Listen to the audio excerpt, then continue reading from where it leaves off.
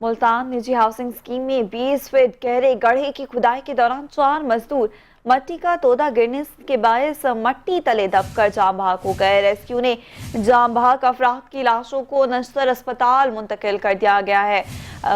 खबर शामिल करेंगे मुल्तान से, जहां निजी हाउसिंग स्कीम में 20 फीट गहरे गड्ढे की खुदाई के दौरान 4 मजदूर मिट्टी का तोदा गिरने के बायस मट्टी तले दबकर जाम बहक हो गए हैं। रेस्क्यू ने जाम बहक अफराद की लाशों को नश्तर अस्पताल मुंतकिल कर दिया है। तफसीलात जानते हैं ब्यूरो चीफ मुल्तान मलिक वजाहत हुसैन से। जी वजाहत बताइएगा।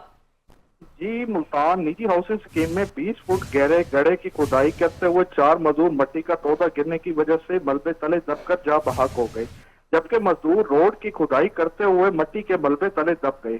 रेस्क्यू ने मौके पर पहुंचकर 40 मिनट के कामयाब रेस्क्यू ऑपरेशन के बाद जहां 4 जहां बहक होने वाले अफराद को निश्तर अस्पताल मुल्तान मुंतकिल कर दिया। जी जी, बहुत शुक्रिया आपका।